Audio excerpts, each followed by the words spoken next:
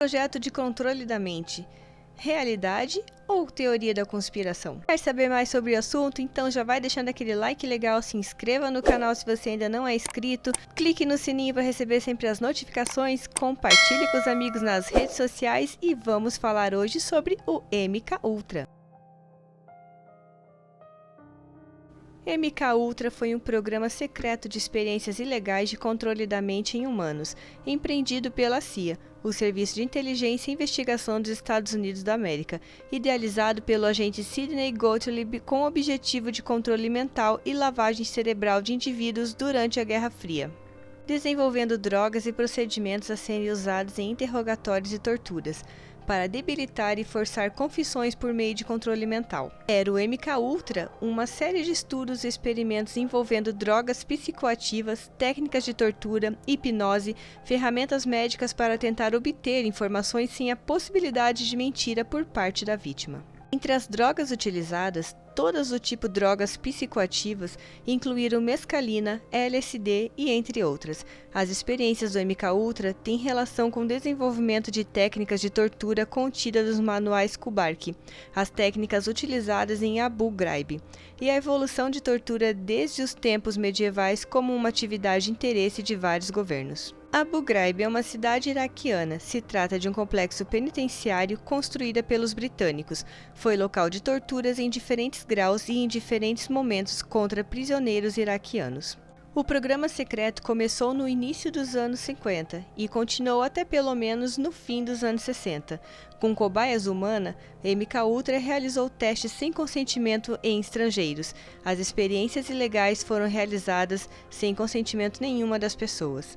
Muitas das vítimas do MK Ultra foram testadas sob o efeito de drogas e jamais foram identificadas ou indenizadas pelos danos que foram causados a eles. As formas de torturas que foram utilizadas estão: abusos e torturas a vítimas, confinamento em caixas, gaiolas e caixões, enterro, muitas vezes com uma abertura ou um tubo de ar de oxigênio, contenção com cordas, correntes e algemas, submersão em água gelada e queima de produtos químicos, luz ofuscante perto dos olhos, choques elétricos em partes sensíveis do corpo, ingestão forçada de fluidos corporais ofensivos e matéria, tais como sangue, urina e fezes, deixar a vítima com fome e sede por dias, semanas ou meses, privação do sono, drogas para criar ilusões, confusão e amnésia, frequentemente administrada por injeção intravenosa, membros superiores e inferiores puxados ou deslocados, aplicação de serpentes, aracnídeos, larvas, roedores, entre outros animais para provocar sentimentos de medo, nojo e repúdia, experiências de quase morte, geralmente asfixia por sufocamento ou afogamento com reanimação imediata, cirurgia e tortura, ameaças de dano à família, amigos, entes queridos, animais e outras vítimas para forçar o cumprimento, uso de ilusão e realidade virtual para confundir e criar uma divulgação não credível. Um dos casos que foi levado ao conhecimento público é de um cientista americano chamado Frank Olson. 9 dias depois de participar de uma reunião com homens da CIA, em novembro de 1953, Olson se jogou misteriosamente pela janela do 10º andar de um hotel em Nova York. Foi uma morte improvável para alguém como ele. Funcionário da Divisão de Operações Químicas do Exército Americano. Naqueles dias, Olson vinha apresentando uma mudança brusca de comportamento. Sua personalidade marcante e sempre bem-humorada havia dado lugar a sinais de depressão e sintomas psicóticos. Na ocasião, teriam colocado o LSD na bebida de Olson para testar os efeitos da droga em humanos. Como consequência das doses, Olson pirou dia antes de morrer. E por que ele foi escolhido como cobaia? Porque teria descoberto que a CIA estava usando prisioneiros nazistas nas experiências de controle mental. E, indignado, ameaçou abandonar o projeto MK Ultra. O problema é que ele já sabia demais.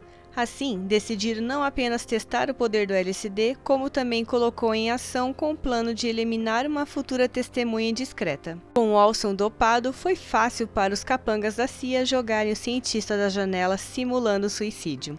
O serviço secreto pretendia fabricar suicidas ou assassinos por meio da ingestão de drogas e técnicas de hipnose. As pesquisas teriam evoluído.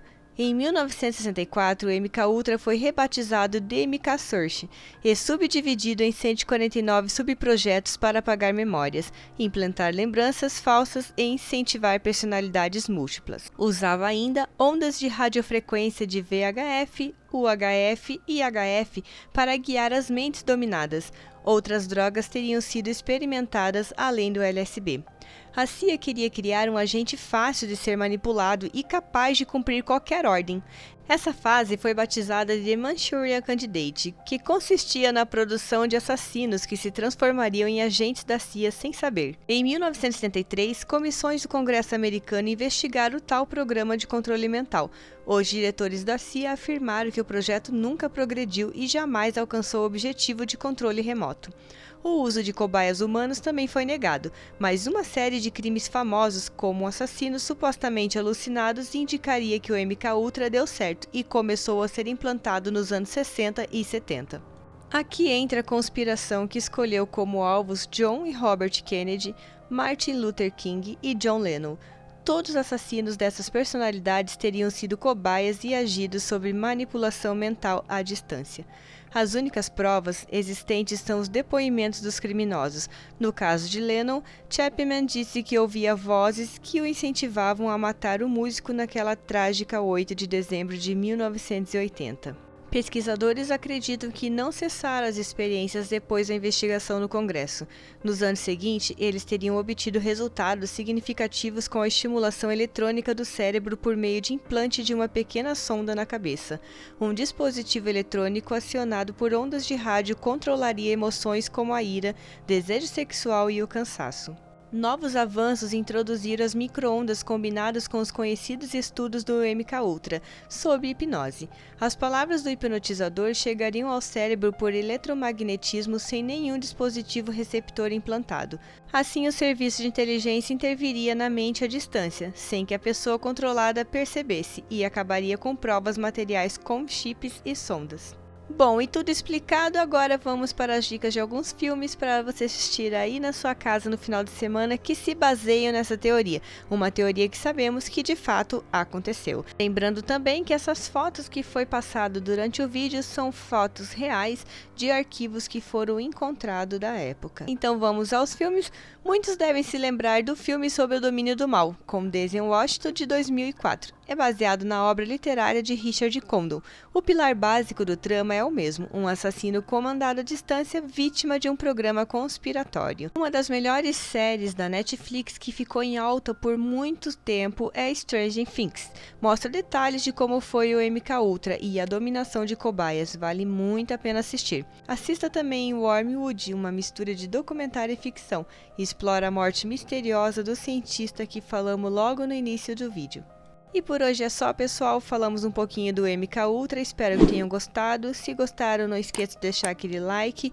Nos próximos eu vou tentar trazer para vocês vídeos reais de pessoas que parecem que foram cobaia deste programa, o MKUltra, inclusive famosos artistas e cantores que também são manipulados. Então é isso e até o próximo vídeo, valeu!